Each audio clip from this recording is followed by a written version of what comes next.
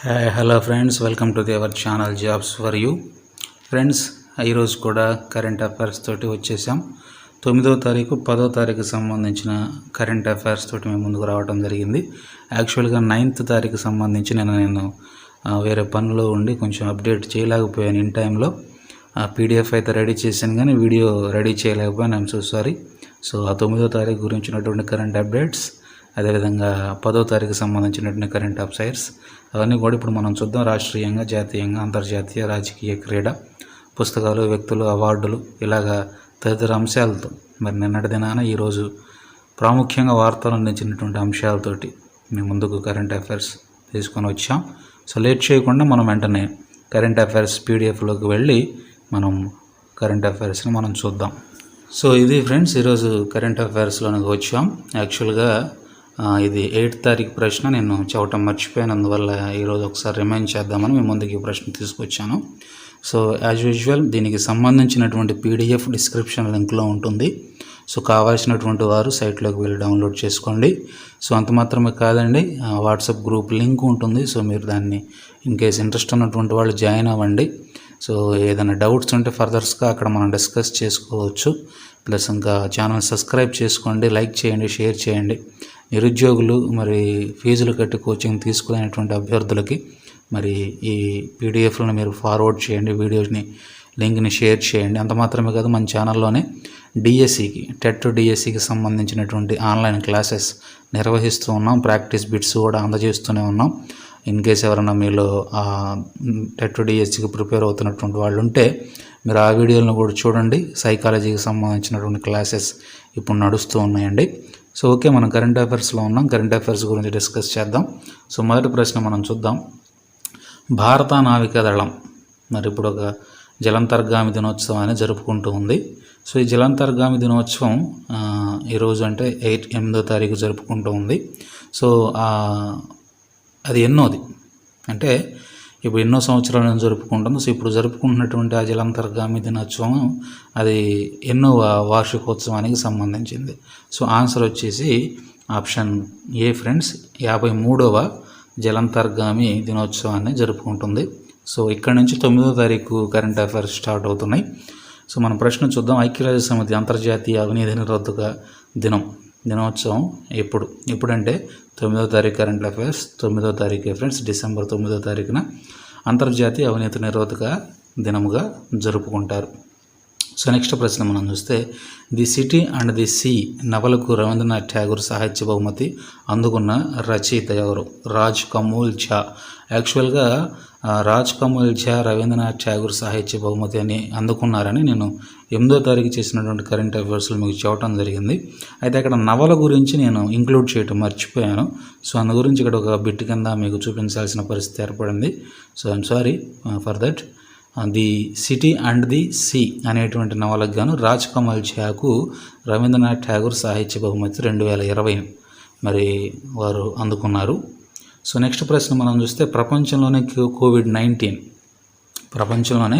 COVID-19 vaccine ప్రజలకు అందుబాటులో తెచ్చినటువంటి మొట్టమొదటి దేశం ఏది? ప్రపంచంలోనే కోవిడ్-19 వ్యాక్సిన్ని, ఆ వ్యాక్సిన్స్ పేరు కూడా బ్రాకెట్లో ఇంక్లూడ్ చేయడం జరిగింది. ఫైజర్ అండ్ బయోఎంటెక్ అనేటువంటి వ్యాక్సిన్స్ని ప్రజలకు అందుబాటులోకి తీసుకొచ్చి, ప్రజలు ఇప్పుడు ఈ వ్యాక్సిన్ టీకా వేసుకుంటున్నారు.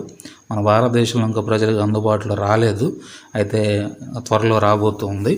అయితే ఆల్రెడీ అందుబాటులోకి తీసుకొచ్చినటువంటి మొట్టమొదటి దేశం ఏది? మొట్టమొదటి దేశం ఏంటంటే ఆప్షన్ బి బ్రిటన్, అంటే ఇంగ్లాండ్ దేశం మొట్టమొదటిసారి మరి ప్రజల్లోకి అందుబాటులో తీసుకొచ్చింది. ప్రపంచంలో ఇదే మొదటి దేశంగా మరి పరిగణలోకి తీసుకోవడం జరిగింది. సో నెక్స్ట్ ప్రశ్న మనం చూస్తే, ఇటీవల అంతర్జాతీయ క్రికెట్కు రిటైర్మెంట్ ప్రకటించినటువంటి ప్రముఖ భారతీయ క్రికెట్ ఎవరు? సో భారతీయ క్రికెట్ ఆయన పార్థివ్ పటేల్ గారు. పార్థివ్ పటేల్ మరి రిటైర్మెంట్ ప్రకటించడం అనేది జరిగింది. సో ఇక మీదట ఆయన ఏ క్రీడ కూడా ఆడాడు. సో నెక్స్ట్ ప్రశ్న మనం చూద్దాం. ఆత్మ నిర్భర్ మహిళా పథకం, ఇది సెంట్రల్ గవర్నమెంట్ పథకం కాదు, ఒక బ్యాంకు పథకం. సో అదే పేరుని తీసుకొని బ్యాంకు వాళ్ళు ఈ పథకాన్ని ప్రవేశపెట్టడం జరిగింది. ఆత్మనిర్భర మహిళ అనే ఒక మహిళా పథకాన్ని, ఆ స్కీమ్ని ఇటీవల ఒక బ్యాంకు ప్రారంభించింది. సో ఆ బ్యాంక్ ఏంటి? ఆ బ్యాంక్ వచ్చేసి option A friends, bank of Baroda. ఈ ఆత్మనిర్భర్ మహిళా పథకం అనేటువంటి స్కీమ్ని ప్రారంభించింది. ఇందులో ఏం లేదు, రుణాలే, అయితే వడ్డీ రేట్లు కొంచెం ఎక్కువలో ఉంటాయి. 0.25 పావలా వడ్డీ అని, 50 పైసా వడ్డీ అని, ఇట్లాగా రకరకాల ఇందులో విభాగాలు ఉన్నాయి. సో అదే స్కీమ్ కింద ఇక్కడ చూపించడం జరిగింది. తరువాత ప్రశ్న, వరల్డ్ ఎకనామిక్ ఫోరం నిర్వహించే వార్షిక సమావేశాన్ని 2021లో ఎక్కడ నిర్వహించాలని ఉద్దేశించింది? వరల్డ్ ఎకనామిక్ ఫోరం నిర్వహించే వార్షిక సమావేశాన్ని, యాక్చువల్గా ఇది ఆల్రెడీ ఇంతకు ముందు ఉన్నటువంటి టాపిక్స్లో ఉన్నటువంటి బిట్టే. అయితే ఇక్కడ ప్రత్యేకంగా ఎందుకు ఇప్పుడు వార్తల్లో నిలిచింది అంటే, ఈ 2021లో నిర్వహించాల్సినటువంటి సమావేశాన్ని ఇప్పుడు వేరే దేశానికి మార్చడం జరిగిందనమాట. వేరే దేశానికి మార్చడం జరిగింది. అందుకని ఇప్పుడు కొత్తగా వార్తలో నిలవడం జరిగింది ఈరోజు. సో వరల్డ్ ఎకనామిక్ ఫోరం నిర్వహించే వార్షిక సమావేశాన్ని 2021లో సింగపూర్లో నిర్వహించనుంది ఫ్రెండ్స్. సింగపూర్లో నిర్వహించనుంది. అయితే ప్రీవియస్కి ఎక్కడ నిర్వహిద్దాం అనుకున్నారంటే స్విట్జర్లాండ్లో నిర్వహిద్దాం అనుకున్నారు. సో స్విట్జర్లాండ్ అది కోల్డ్ కంట్రీ కదా, కరోనా సెకండ్ వేవ్ స్టార్ట్ అయిన తర్వాత అక్కడ మళ్ళీ కరోనా కేసులు విపరీతంగా పెరగటం స్టార్ట్ అయింది. సో అందువల్ల కరోనా నేపథ్యంలో అక్కడ నిర్వహించడం మంచిది కాదని ప్లేస్ చేంజ్ చేశారు. ఇప్పుడు సింగపూర్లో జరగబోతూ ఉన్నాయి వరల్డ్ ఎకనామిక్ ఫోరం సమావేశాలు. సో నెక్స్ట్ ప్రశ్న మనం చూస్తే, క్లైమేట్ చేంజ్ పర్ఫార్మెన్స్ ఇండెక్స్ అనేటువంటి సంస్థ 2020కి ఒక నివేదిక ఇచ్చింది. సో ఆ నివేదిక ప్రకారం భారత్ స్థానం ఎంత? Climate change and performance index నివేదిక ప్రకారం భారత్ యొక్క స్థానం ఎంత? భారత్ యొక్క స్థానం 10వ స్థానంలో భారతదేశం నిలిచింది. లాస్ట్ ఇయర్ అయితే 9వ స్థానంలో నిలిచింది భారత్. అయితే ఈ సంవత్సరం 10వ స్థానంలో నిలవడం జరిగింది. సో ఏ రాష్ట్రం తమ రాష్ట్రంలోని దండూర్ రైల్వే ఉన్నటువంటి దండుపూర్ రైల్వే స్టేషన్కి మా బరాహీదేవి ధామ్ అనే పేరు మార్చడం జరిగింది. So very very important bit అండి ఇది. మా పేర్లు మారినటువంటి రైల్వే స్టేషన్లో, పేర్లు మారినటువంటి వారధులు, పేర్లు మారినటువంటి సిటీలు, ఊర్లు, దేశాలు, ఇవన్నీ కూడా చాలా ఇంపార్టెంట్. ఎందుకంటే వీటి మీద ఖచ్చితంగా ఒక బిట్టు, అన్ని కాంపిటేటివ్ ఎగ్జామ్స్లో ఒక బిట్టు వీటి మీద ఖచ్చితంగా ఉంటుంది. సో ఇట్లాంటి కరెంట్ అఫైర్స్ని మనం చాలా స్పెషల్గా ట్రీట్ చేయాలి, పక్కా ఫాలో అవ్వాలి. ఇట్లాంటివి చాలా ఇంపార్టెంట్ అనమాట. సో తమ రాష్ట్రంలోని దండూపూర్ రైల్వే స్టేషన్కి మా బరాహి దేవి ధామ్ అనేటువంటి పేరు మార్చడం జరిగింది. దండూపూర్ రైల్వే స్టేషన్కి ఈ పేరు పెట్టడం జరిగింది, మా బరాహి దేవి ధామ్ అనేటువంటి పేరు. అయితే ఆ రాష్ట్రం ఏది? ఆ దండూపూర్ రైల్వే స్టేషన్ పేరు మార్చబడినటువంటి రైల్వే స్టేషన్ ఏ రాష్ట్రంలో ఉందంటే ఆప్షన్ బి, ఉత్తరప్రదేశ్ రాష్ట్రంలో ఉంది ఫ్రెండ్స్.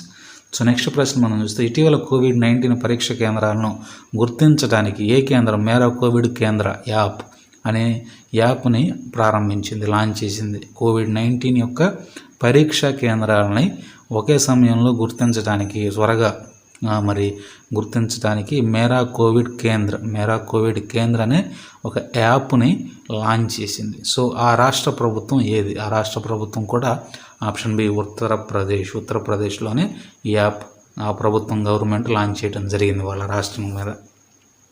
సో ఇక్కడి నుంచి మనం చూసుకుంటే ఇక్కడ వరకు కూడా 9వ తారీఖు సంబంధించినటువంటి ప్రశ్నలు ఫ్రెండ్స్, 14 ప్రశ్నలు అయిపోయినాయి. సో ఇక్కడి నుంచి మనకి 10వ తారీఖు సంబంధించినటువంటి కరెంట్ అఫైర్స్ స్టార్ట్ అవబోతూ ఉన్నాయి. సో 10వ తారీఖు సంబంధించిన కరెంట్ అఫైర్స్ మనం ఒక్కొక్కటి చూద్దాం.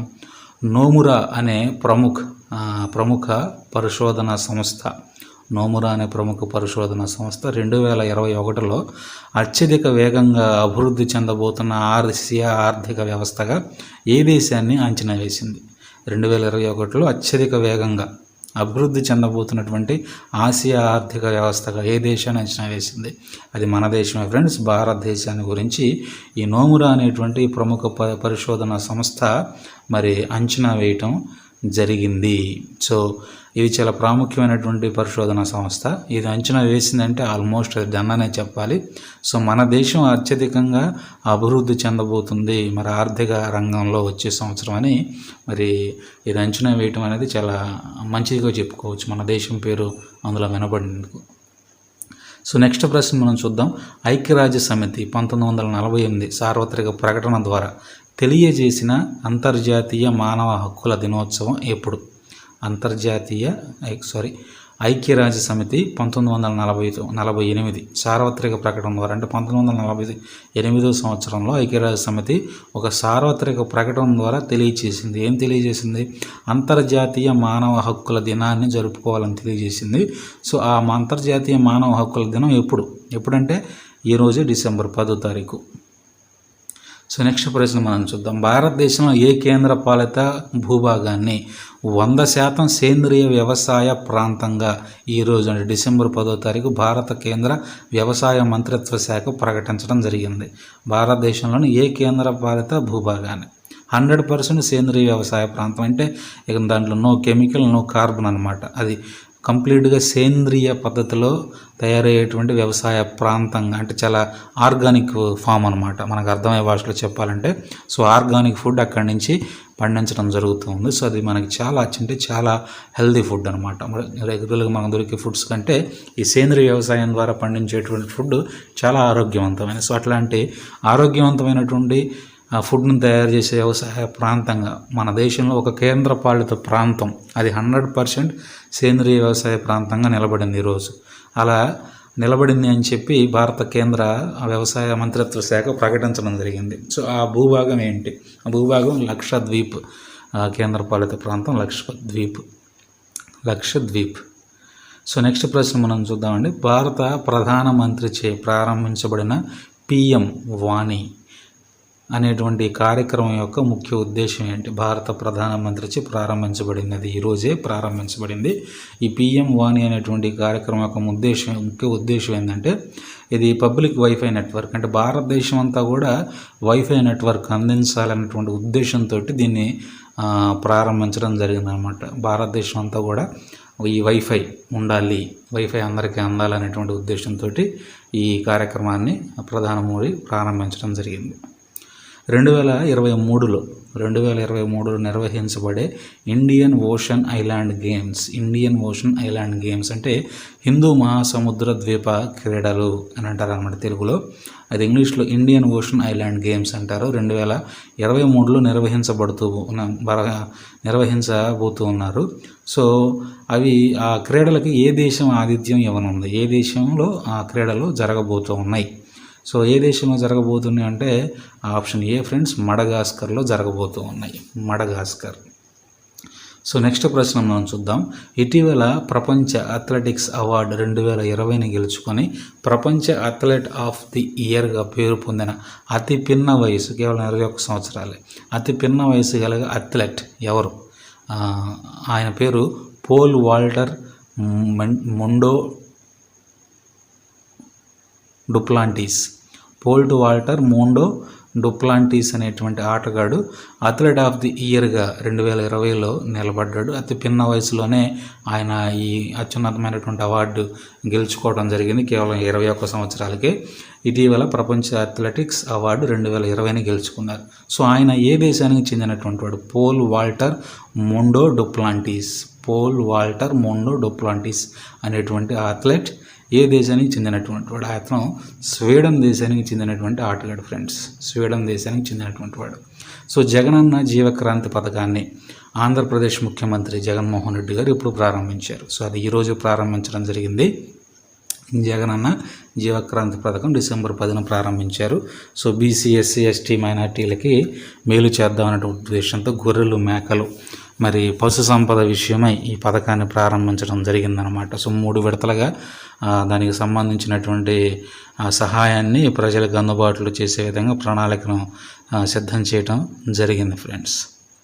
జగనన్న జీవన క్రాంతి పథకం. సో నెక్స్ట్ ప్రశ్న మనం చూద్దాం. యూకేకి చెందిన ఈస్టర్ ఆన్ ఐ అనే ఒక ప్రముఖ పత్రిక, ఈస్టర్ ఆన్ ఐ అనేటువంటి ఒక ప్రముఖ పత్రిక, అది యూకేకి, యునైటెడ్ కింగ్డమ్కి చెందినటువంటి పత్రిక. సో ఆ పత్రిక మొదటిసారిగా ఒక జాబితాని విడుదల చేసింది 2020 సంవత్సరంలో. ఇదే మొదటిసారి ప్రారంభించడం జరిగింది, 2020లోనే ప్రారంభించడం జరిగింది.